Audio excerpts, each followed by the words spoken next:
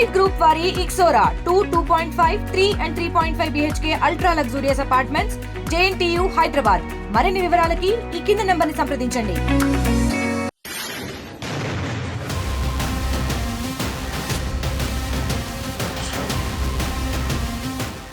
కర్రెగుట్టలో కాల్పుల మోతతో దండకారణ్యం దద్దరిల్లుతుంది.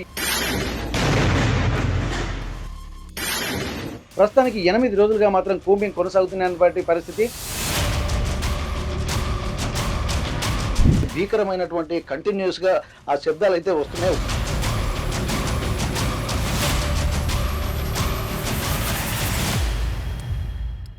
కర్రెగుట్టలో కాల్పుల మోతతో దండకారణ్యం దద్దరిల్లుతుంది. ఇప్పటికే గత 8 రోజులుగా కొనసాగుతున్నటువంటి కూంబింగ్ నేపథ్యంలో కూడా దండకారణ్యంలో బాంబులు కంటిన్యూగా వినపడుతున్నాయని చెప్పి చుట్టుపక్కల గ్రామాలు కూడా చెప్తున్నటువంటి పరిస్థితి. అసలు ఏం జరుగుతుంది కర్రెగుట్టలో ఉన్నటువంటి ఒక ఉత్కంఠ మాత్రం రాష్ట్ర వ్యాప్తంగా కలుగుతుంది. దేశవ్యాప్తంగా ఒక చర్చ మాత్రం ఇక్కడ జరుగుతుంది. ఇక్కడ కర్రెగుట్టల్లో ఎట్లాంటి పరిస్థితులు ఉన్నాయన్నటువంటి కోణంలో ఆలోచిస్తే ప్రస్తుతానికి 8 రోజులుగా మాత్రం కూంబింగ్ కొనసాగుతున్నటువంటి పరిస్థితి. ఇప్పటి వరకు 3 మావోయిస్టులుగా చనిపోయినటువంటి నేపథ్యంలో పోలీసులు కూడా అధికారికంగా ధృవీకరించారు. ప్రస్తుతానికి కర్రెగుట్టల్లో కూడా కాల్పులు కంటిన్యూ అవుతున్నటువంటి నేపథ్యంలో ఏం జరుగుతుందన్నటువంటి బిక్కుమంటూ ఇక్కడ గూడాల ప్రజలు చూస్తున్నారు. ఒక్కసారి మనం చూస్తున్నాం, ఇక్కడ మనం చూసేటువంటి పరిస్థితి. ఇక్కడ దండకారణ్యానికి సంబంధించి మనం చూస్తున్నటువంటివే కర్రెగుట్టలు. ఈ కర్రెగుట్టల ప్రాంతం నుండి ఒక్కసారి మనం జూమ్లోకి వెళ్తే ఇది మనం ఛత్తీస్గఢ్ అలాగే తెలంగాణ బార్డర్లో ఉన్నాము. ఛత్తీస్గఢ్కు సంబంధించినటువంటి ఈ కర్రెగుట్టల్లోనే పోలీసులు మొత్తం గస్తీ కాస్తున్నటువంటి పరిస్థితి. మన కింద సమీప చెట్లలో కూడా విపరీతమైనటువంటి పోలీసు బలగాలు కూడా మోహరించాయి. మనం చూస్తున్నటువంటి ఈ ప్రాంతము 2 రాష్ట్రాల సరిహద్దులు ఉండడంతో ఇక్కడ మనం ప్రస్తుతానికి ఛత్తీస్గఢ్లోకి ఎంటర్ అయినటువంటి పరిస్థితి. అసలు ఇప్పటి వరకు కర్రెగుట్టలో బాంబుల మోత మోగుతుందని చెప్పి చుట్టుపక్కల గ్రామాలు చెప్తున్నటువంటి నేపథ్యంలో అసలు కర్రెగుట్టలో ఏం జరుగుతుందన్నటువంటి విషయాన్ని కూడా సమీప గ్రామంలో ఉన్నటువంటి వాళ్ళని తెలుసుకుందాం. ప్రస్తుతం మనం ఛత్తీస్గఢ్లో ఉన్నటువంటి కొత్తపల్లి గ్రామంలో ఉన్నాము. కొత్తపల్లి గ్రామంలో ఉన్నటువంటి వాళ్ళను కూడా మాట్లాడించేటువంటి ప్రయత్నం చేశాం. కానీ వాళ్ళు భయంతో మాట్లాడితే ఏం జరుగుతుందన్నటువంటి ఒక భయం మాత్రం వాళ్ళలో వ్యక్తమవుతుంది. మరికొంతమంది గ్రామ పెద్దలు ఎవరైనా ఉన్నారో వాళ్ళను కనుక్కునేటువంటి ఒక ప్రయత్నం అయితే చేద్దాం. ఇంకా గ్రామంలోకి వెళ్ళి కర్రెగుట్టలో జరుగుతున్నటువంటి పరిస్థితులతో పాటు ఇక్కడ వాళ్ళ సమీపంలోనే కర్రెగుట్టలు ఉన్నాయి కాబట్టి వాళ్ళు రోజు ఎట్లాంటి పరిస్థితులు అనుభవిస్తున్నారో తెలుసుకునేటువంటి ప్రయత్నం RTV ఎక్స్క్లూజివ్గా చేస్తుంది. ప్రస్తుతానికి గ్రామంలో ఉన్నటువంటి వాళ్ళతో పాటు ఇంకెవరైనా మాట్లాడతారా, దీనికి సంబంధించి వారు రోజు ఎట్లాంటి పరిస్థితులు ఎదుర్కొంటున్నారో తెలుసుకునేటువంటి ప్రయత్నం చేద్దాం.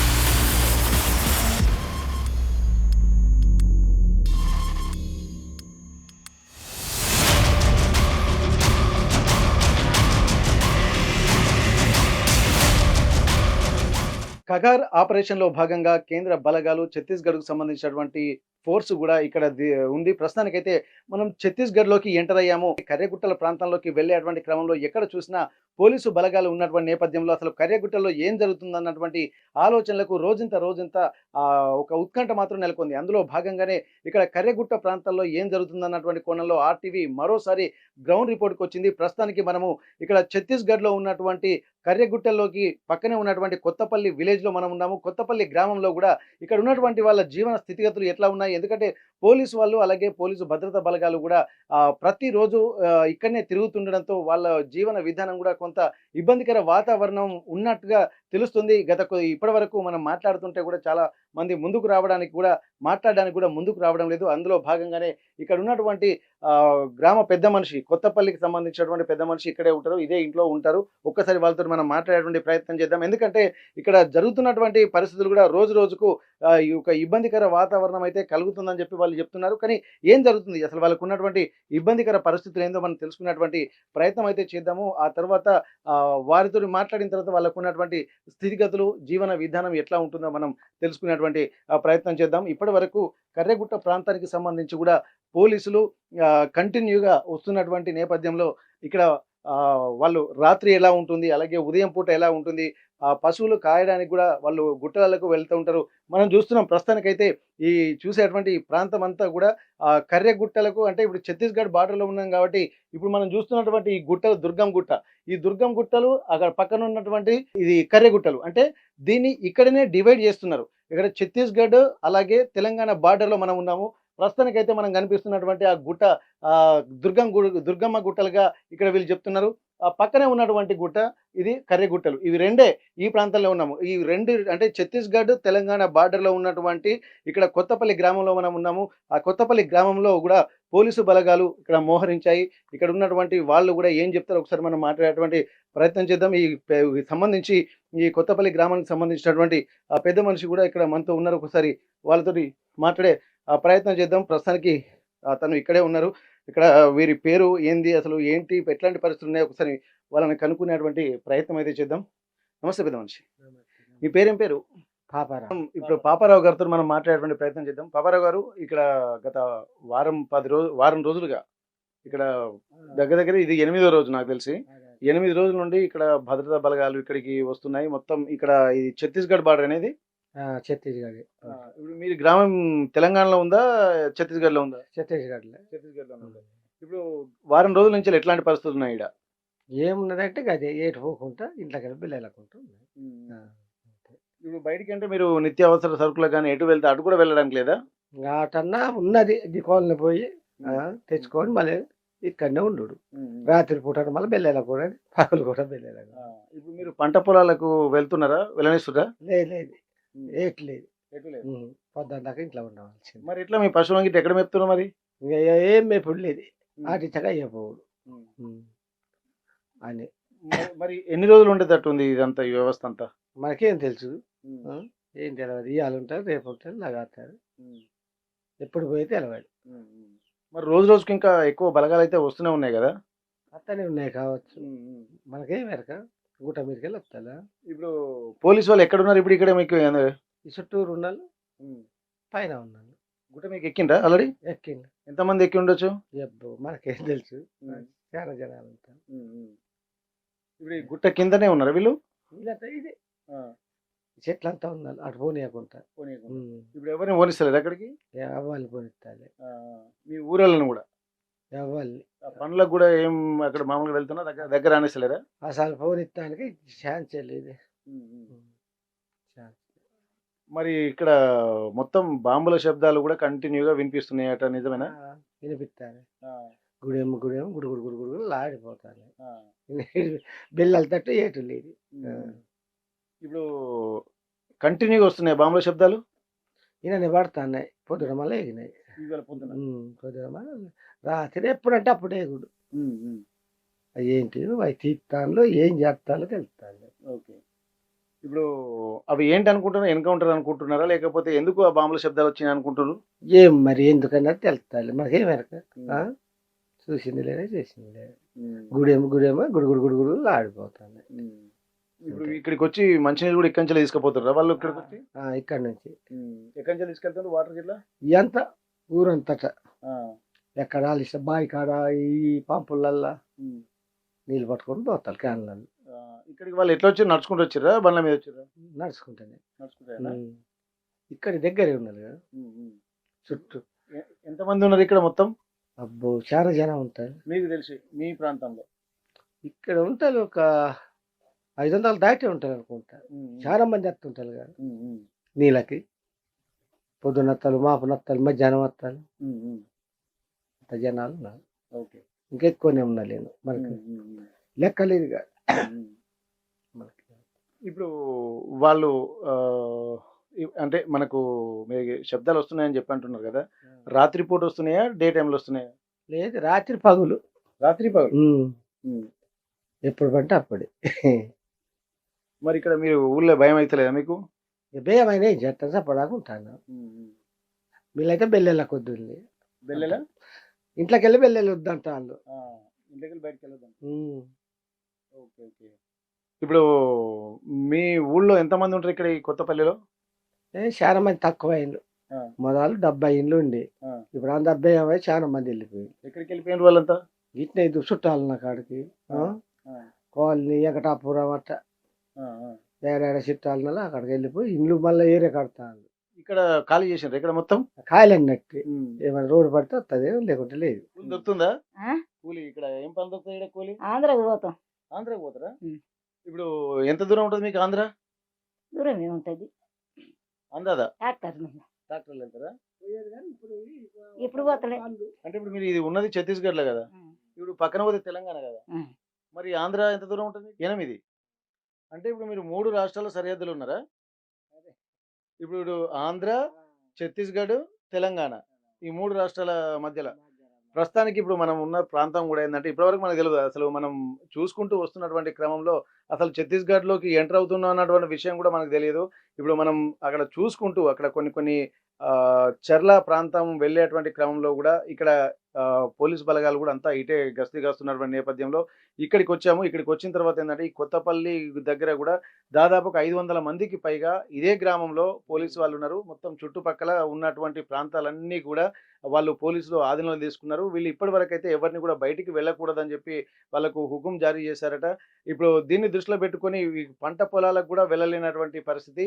ఇంట్లో ఉన్నటువంటి వాళ్ళు చిన్న చిన్న పనులు మాత్రమే చేసుకుంటున్నారు గానీ, వ్యవసాయ కూలీలకు వెళ్ళేటువంటి వాళ్ళు గూడా బయటికి వెళ్తున్నారా లేదా? ఎట్లాంటి పరిస్థితిని ఒక్కసారి మనం అనుకుందాం. ఇప్పుడు మీరు కూలీకి వెళ్తుర్రా ఇప్పుడు? ఇప్పుడు లేదు. ఎందుకు? ఎందుకమ్మా? పోలీసు వాళ్ళు తిరుగుతా అంటే అంటే వాళ్ళు పోవద్దంటారా? మీరే పోతలేదా? మేమే పోతామే. మీరే పోతలేదా? ఎన్ని రోజులైతుందమ్మా పోక? అయితే అండి దగ్గర దగ్గర నెల రోజులు. మరి పోలీసులొచ్చి 8 రోజులైతుంది గదా! అంతకుముందు ఏమన్నా చెప్పిండ్రా బయటికెళ్ళొద్దని? చెప్పలేదు కానీ మాకు హ్మ్. వాళ్ళు వచ్చిన కాడి నుంచి చెప్పిండ్రు. హ్మ్. మరి ఇక్కడ బాంబుల శబ్దాలు వినిపిస్తున్నాయా మీకు?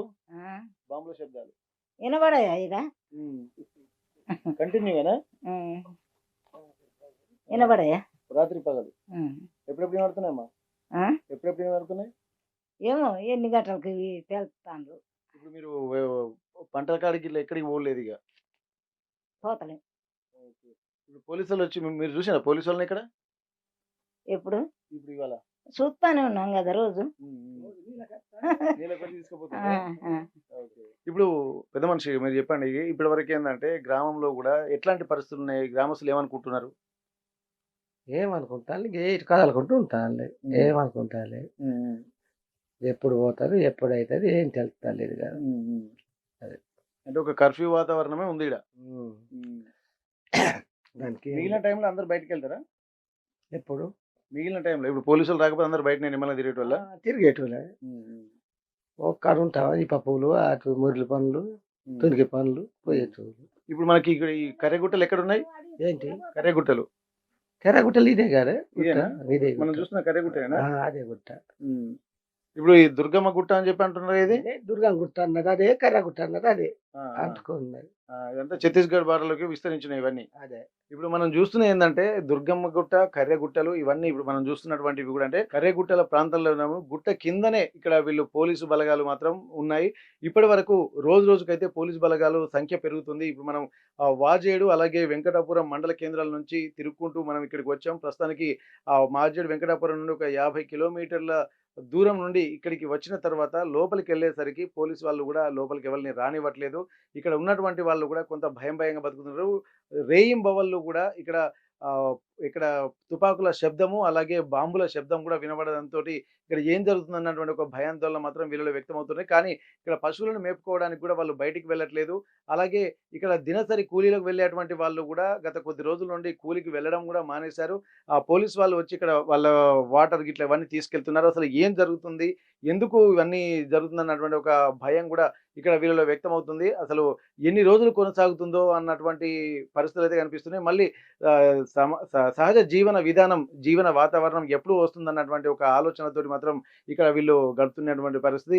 మరికొద్ది సేపటికి గూడా మనం చూద్దాం. ఎందుకంటే కర్రెగుట్టల బౌండరీ దాకా మనం వచ్చాము. ఇక్కడి నుంచిలే మనం చూస్తున్నటువంటి ప్రాంతమే కర్రెగుట్టలు కాబట్టి, ఆ కర్రెగుట్టల ప్రాంతం వైపు గూడా మనం వెళ్ళేటువంటి ప్రయత్నం అయితే చేద్దాం. అసలు ఎందుకంటే పోలీసులు గూడా అడ్డుకుంటున్నటువంటి నేపథ్యంలో ఉదయం గూడా అక్కడ పోలీసులు గూడా ఆర్‌టీవీ బృందం వాళ్ళని కలిసి పలకరించిన తర్వాత వాళ్ళు వెంటనే చెప్పారు. ఇక్కడ నుండి వెళ్ళిపోరని చెప్పి గూడా ఇక్కడ వాళ్ళు చెప్పారు. అందులో భాగంగానే అక్కడి నుండి మళ్ళీ రూట్ మార్చి మనము కొంత ఏం జరుగుతుంది అసలు ఆదివాసీ గూడెలల్లో ఏం జరుగుతుంది? అసలు వాళ్ళ జీవన స్థితిగతులు ఎట్లా ఉన్నాయనేది గూడా మనం గమనించాల్సినటువంటి అవసరం ఉంది.